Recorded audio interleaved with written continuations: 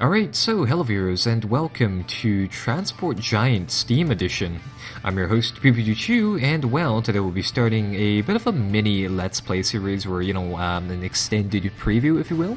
I noticed that you guys really seem to enjoy, or at least some of you seem to really enjoy our preview, our Let's Try, of Train Fever, so I thought we'd do something different rather than doing that, because it's honestly, Train Fever wasn't, say, a game that I wanted to get into anymore. So with that said, I figured we'd play something similar, but different here. Transport Giant is, as the title might imply, it's a game about transporting things, and it has quite a few options. You can transport things by rail, road, and sea. In addition to that, you also have airplanes, blimps, and helicopters, which you might have noticed one buzzing around here, right there. The red thing right there is one as well. So it's a game that I believe it's more or less just a remake of, say, the Transport Tycoon games. It has a few differences there, though. I should tell you guys that there's actually a freeware game very similar to this. It's called OpenTDD. If you search that in Google, it'll bring you to the page for Open Transport Tycoon Deluxe. For fans of these transport games, what the difference is here between Transport Giant and that is with OpenTDD, there's multiplayer in the sense that you can have multiple players playing on the same map, and there's also the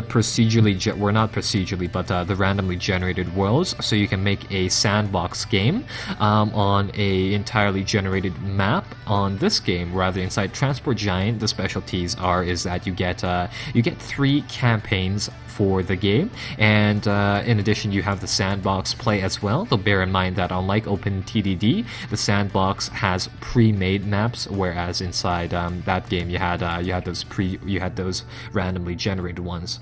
So for this series, I figured we'd keep it pretty short. We'd keep it to maybe 1 to 3 scenarios here, so 1 to 3 episodes maybe, and I figured we'd just take a look at some of the introductory missions to one of these campaigns, and I figured we'd go with start off the USA campaign here. It's the easy one. The European campaign is apparently the hard one, and the Australian campaign is apparently the medium difficulty one, if I read the word center correctly there. So anyways, I figured we'd just load up the first mission here and see what it's all about. So, America in the year 1850, and these are the scenario briefings, of course. More and more people are crowding small spaces of land, and in between these spaces we see an endless vastness outside the claw of the law, a paradise for adventurers, peddlers, bandits. The journeys are becoming more and more threatening to your goods and chattels, but also to your life and limbs. Now it looks like the unbearable situation will improve at last. Forts are being established everywhere, so soldiers can finally care for the law, order, and security of the population. Skipping down to the bottom here, it looks like we'll have to take care of supplying these forts with the construction materials that they so desperately need, and it looks like we'll have to build a couple of these forts here within 10 years, and I guess we'll just go with that as is. We'll begin the mission here. We'll select the easy difficulty here, and I think we'll just begin building up our network of I think we're actually only limited to, say, horses and trucks inside this scenario.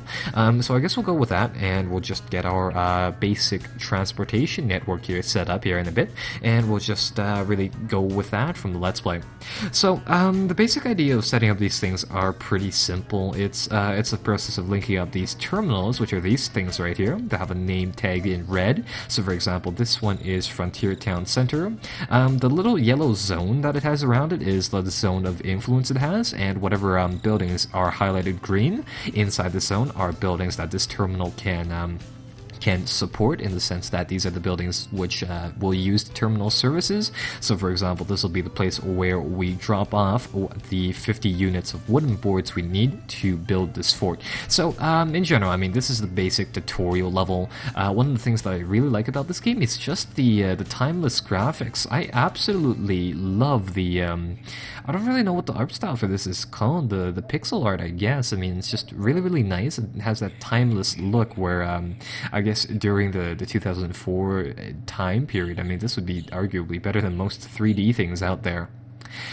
So it looks like we'll need some wooden boards coming off of one of these fortress or fort locations. We need 50 of them to complete one of these forts, and there's quite a few of them scattered around. So with that said, we'll have to try to meet the demand of these locations, and with that said, we'll need to find a place that builds wooden boards first. So this is a sawmill. This place builds up those wooden boards, and as you can see here, the game gets into quite a few numbers when you highlight over these areas. It can build 10 of them each per month, and we can deliver it, or rather it'll require tree trunks, and it'll take 20 tree trunks per month. So with that said, the idea is that we want to finish up these production chains and to get things moving here. And it so happens to be that there's a lumberjack repository over here, so it's a lumberjack camp, if you will, which processes trees into tree trunks, or logs, which will be sent around. And so this is a natural resource. There's a finite number of trees surrounding this little forest here, and I believe the forest, aka all of these trees, will actually gradually diminish as this lumberjack repository starts to run out of logs. So I guess the idea here is to just link up these areas, so we'll get onto that right away. We'll hit the build tab here. As you can see, a lot of things are grayed out here because, I mean, it's 1850, not very many things have been invented, and I guess with that said, we'll start off by building a carriage system. So, how do we do this? Well, we need a set system of terminals to pick goods up and to ship them from to other places. And in addition to that, we'll also need to have, of course, the physical roads in which these vehicles run on. So, I'm going to try to save up some time here, and what I'm going to do is I'm just going to try to keep those buildings on the very edge of these terminals, so that our horses, our carriages, don't have to go that extra 3 steps to arrive here. And with that said, I'm just going to connect these 2 lumberjack yards to this sawmill starting off. So I think we'll just build another terminal here, and again, just skirting right onto the edge of this, and I could be more optimal if I choose to do something like that. So we'll put that down. We'll get this road dragged out here, and we'll just link this up to the main road, the pre-existing thing right here. Once we get that set up, we can hit the confirm button here. Those will get those things keyed in for construction. And as some of you guys may have noticed, I have multiple sizes of terminals here, and the thing up with that is that they'll have a bigger zone of influence, so then they can encompass more buildings at one time. But the great thing about having these larger depots, or these larger terminals, is that they can unload and load more say things than other places if they're bigger, of course. So what I'm going to do here for Wooding East is that I expect a lot of stuff to go into this area, so I'm going to build a fairly large sized terminal here, one that I believe can take 3 different carriages at one time, so we'll keep that there. And later on, we also have the option to update these areas as well. So for example, I can go into the expand panel here. I can expand greater terminals. For example, I can put down say more ramps for loading and offloading things. I can put down, say, a crane if I wanted to, if I so choose, to help loading things. And I think I'll put down a crane here. In addition, I can do, say, cold storage if later on we decide to transport meat and stuff like that. And in general, it's a lot of things like that, so it's quite neat. I think what I'll do is that I'll put down a crane here. We'll just keep that as is, and now we can get into the fun bit of setting up these routes just shortly. One of the things that will have to happen is that these roads have to be built by this 2-man crew of these guys just hammering it out over here. So we'll let them do their thing. We'll let them gradually convert these yellow unfinished bits of road to the regular ones, and observe the passive 90 or 1850 traffic in the meantime. And would you look at that, some people are already utilizing our newly built roads. So, moving forwards from there, we can now start to set up some production chains in the sense of scheduling some vehicles to go around to pick things up and to drop them off to other places. The game has given us a few of these horse teams and a few of these draft horse teams. I'm not actually inclined to use these things, so I'm going to get rid of them. As you can see here, different vehicles will have different stats. So, for example, acceleration, reliability. All of the vehicles we have right now have excellent reliability, just simply because there's no way a vehicle, I mean, an ox couple can break down unless the oxen are killed. So that's that. But anyhow, there's a whole bunch of stats here. They're more or less self-explanatory. Down here, the only thing that might not be is the goods that you can transport. So for example, these one of these ox couples can transport 1 units of logs or tree trunks and 1 units of wooden boards each. And with that said, they make very good, very nice things for us to have for transporting these industrial goods. So transport inside this game works kind of oddly as compared to some of the other games, in the sense that you'll be transporting an absolute ton of goods. So what I'm going to do here is that I'm actually going to buy 8 ox couples right away. And one of the things I want you guys to notice here is that this lumberjack repository produces 9 of these tree trunks or logs monthly. So what I want to do here is that I wanted to connect this. I want to connect this wooding center to this wooding east offloading area. So here's how we do it. The thing that you have to know about this game is that this route system, it's actually meant for trains more so. So for example, if I queue in multiple oxen couples to transport on one route, it's not going to make a convoy of them. It's not going to make these oxen carry like little carriages each and to shuttle them off like that. It's just going to make one carriage carried by all of these oxen couple teams that I assemble here. So with that said, what I had to do for making this new route is that I have to click, say I have to assign one vehicle or one couple of oxen to it. Click on Wooding Center here, get them to load tree trunks. I'm gonna go to Wooding East here, click on this building, and then that'll set up this zone here. I'm not going to say put anything in this box, so it'll tell the game to offload whatever inventories of tree trunks it has there. And as you can see, the game gives us some stats about this. It'll give us the name about the place, the speed in which these oxen will try to get there at, and in addition the load that they'll carry. And as you can see here, they can carry 61, or 1 unit of logs will take up 61% of however much things that they can carry. So that's pretty much it. And instead of putting more oxen here, what I can do is that I can just hit this duplicate button, which will make a whole bunch of these routes, and it'll save them as a folder-ish type of thing.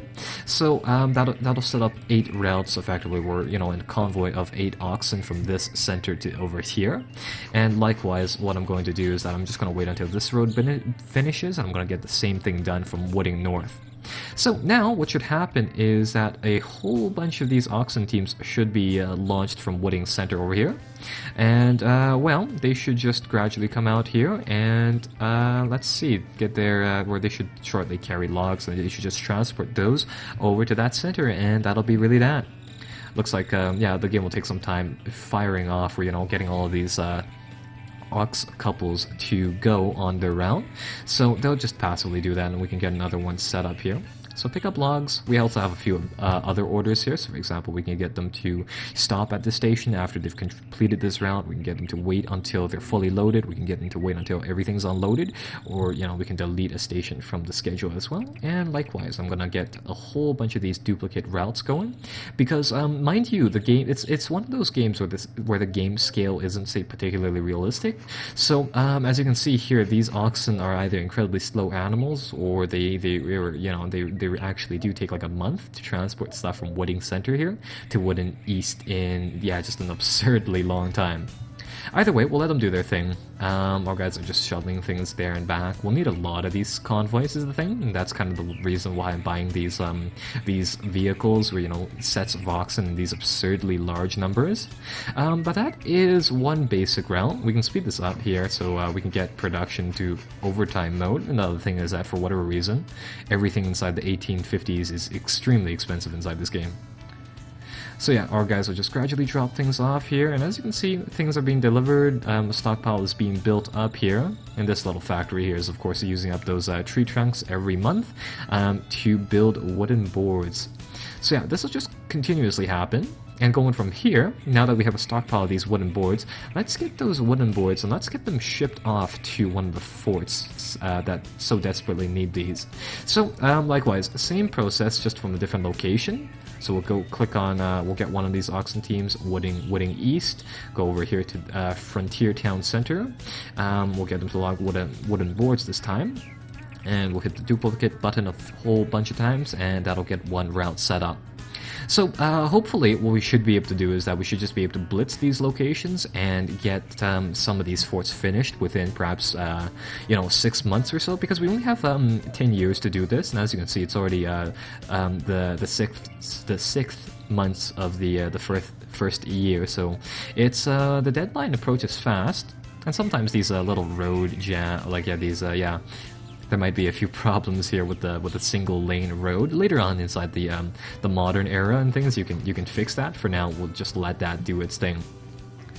So right, there we go. We have a nice shuttle of these oxen coming down here and delivering their goods, and that'll be the general flow of the game. So in the meantime, we'll let the people over here in Wooding East and area work, and we'll go over here to a new area because we have a fairly short deadline, and I think we'll set up a bit more of an advanced route over here.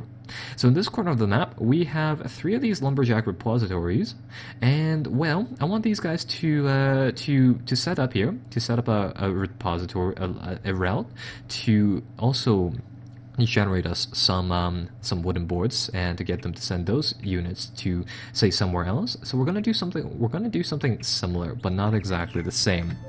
So again, we probably want to optimize this. So you know what? I think I'll do this. Get the very edge corner over there.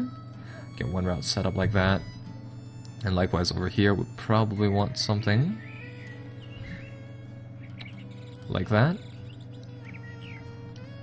And this side, I'm going to rotate the building so it faces us, and we'll put one right there. The reason I want to do this is because since all of these different terminals are quite far away from each other, I want to make it so that they all go to one central stockpile house before we put it into, say, a sawmill, which is actually quite far away here. So what I'm going to do is that I'm going to link up these areas like this: Desert City East, Desert City North, and Center in a chain like this. And coming from this area, as you may have noticed, there is no lumber mill in sight. There's only I think there's only one, and that one is over here. So with that said, it's not, in my opinion, worth the time to shuttle all of the wooden log or the tree trunk producers here on its own. So instead, what I'm going to do is that I'm going to build the Desert City South Station, Yeah, the game will always ask you to confirm your actions afterwards. You may have noticed that I do that. So we put this here, and what we'll do here is that, damn it, you can't really switch between these menus. That kind of sucks. So there, we'll put that down, we'll confirm it this time, so we'll get that thing built, and what we'll do is that we'll switch over to the storehouse area, and we'll build a storehouse here so that we can use this area as a place that collects all of these logs, and then we'll get it to send those over to the sawmill over here. So that'll be that. Over here, we probably don't need, like, say, a huge depots. We'll go with something like that. And then, same process, we'll get some roads. Oh my god. Yeah, unfortunately, that terminal thing is really annoying. It's you have to confirm all the action, so there we go. We'll do that, and we'll get the road set up as well. And we'll just get this road linked up to what we have back there. And that'll be another route done and ready, I guess. So there. Let's get this to extend all the way over here. Connect it like that. Oh, there we go. We'll connect it like that. Get that to finish, and after a bit of time, that'll build. In the meantime, we can come over here and we can get some more routes set up.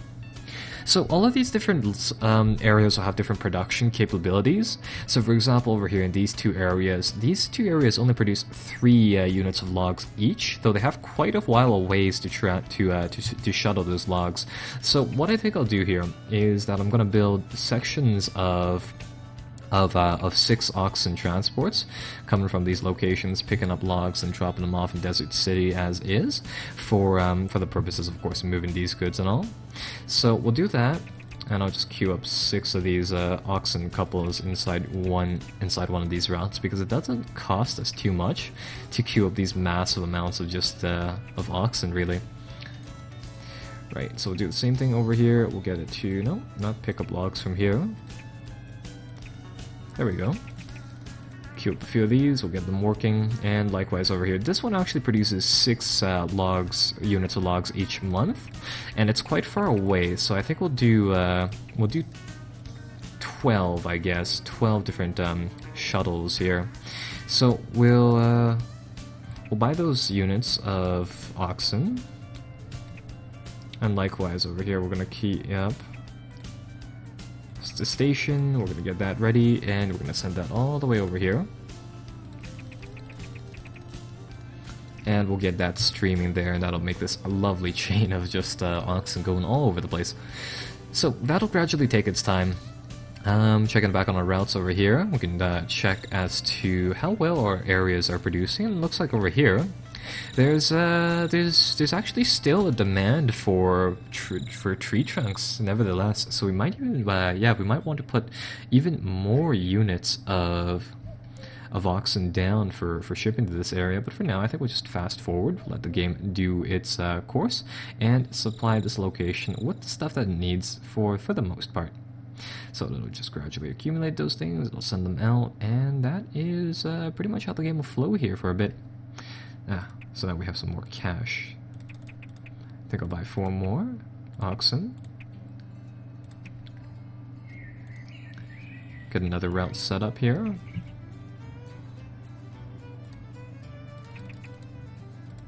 And we'll get some more transport going like that. So that's pretty much the basics of the game's transport network over here. I think what we'll do is we'll make a schedule here coming from Desert City South to the transport to the sawmill here shortly. And I think we'll just leave off on this episode. From the looks of it, this is actually quite the lengthy episode for the explicit purpose of just really teaching about the basics of setting up this network, really. So I think we'll just do that. We'll check out this one single carriage carry its goods to the other sawmill over there, and I think we'll just leave off there. As you can see, currently the storehouse is building up a tremendous stockpile of stuff, really, there.